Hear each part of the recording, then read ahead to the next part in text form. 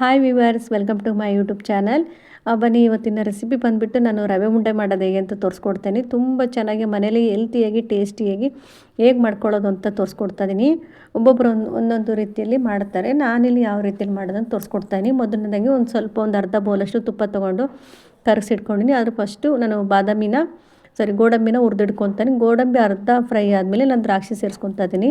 ಮೊದಲೇ ಸೇರಿಸ್ಕೊಂಡ್ಬಿಟ್ರೆ ದ್ರಾಕ್ಷಿ ಎಲ್ಲ ಸೀದೋಗ್ಬಿಡುತ್ತೆ. ಗೋಡಂಬಿ ಮತ್ತು ದ್ರಾಕ್ಷಿ ಚೆನ್ನಾಗಿ ಫ್ರೈ ಆದಮೇಲೆ ನಾನಿಲ್ಲಿ ಅರ್ಧ ಕೆಜಿಯಷ್ಟು ಚಿರೋಟಿ ರವೆ ತೊಗೊಂಡಿನಿ.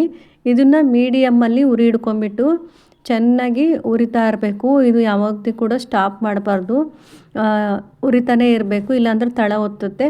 ಹಂಗಾಗಿ ನೋಡಿ, ಇಲ್ಲಿ ಒಂದು 10 ನಿಮಿಷ ಚೆನ್ನಾಗಿ ಮೀಡಿಯಮ್ ಫ್ಲೇಮಲ್ಲಿ ಉರಿಬೇಕು. ಅದೇನಾಗುತ್ತೆ, ಕಲರ್ ಚೇಂಜ್ ಆಗುತ್ತೆ ರವೆ. ಅಲ್ಲಿ ತನಕ ಚೆನ್ನಾಗಿ ಹುರ್ಕೊಬೇಕಾಗುತ್ತೆ. ನೋಡಿ, ಹುರಿದಿಡ್ಕೊಂಡಿರೋದಕ್ಕೆ ನಾನು ಒಂದು ಅರ್ಧ ಹೋಳಷ್ಟು ಕೊಬ್ಬರಿನ ತುರಿದಿಡ್ಕೊಂಡಿದ್ದೀನಿ.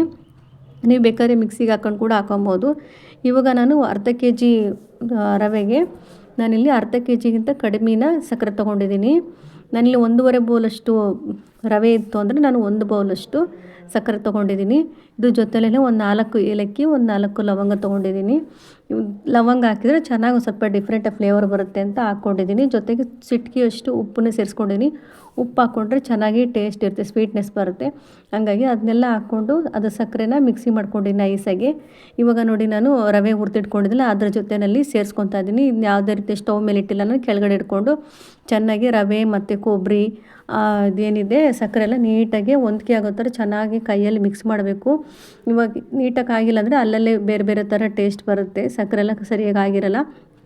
ಇವಾಗ ಎಲ್ಲ ಚೆನ್ನಾಗಿ ಮಿಕ್ಸ್ ಆದಮೇಲೆ ನಾನು ಒಂದು ಅರ್ಧ ಲೋಟಷ್ಟು ಹಾಲನ್ನು ಚೆನ್ನಾಗಿ ಬಿಸಿ ಇರೋಂಥ ಹಾಲು ತೊಗೊಂಡಿದ್ದೀನಿ.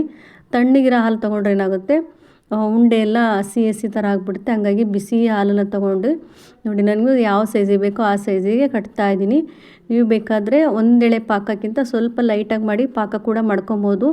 ಇದೇನಿಲ್ಲ ಅಂದರೂ ಒಂದು 2 ದಿನ 3 ದಿನ ಅಷ್ಟೇ ಇಟ್ಕೊಬೇಕಾಗುತ್ತೆ ಹಾಲಲ್ಲಿ ಹಾಕಿರೋದ್ರಿಂದ.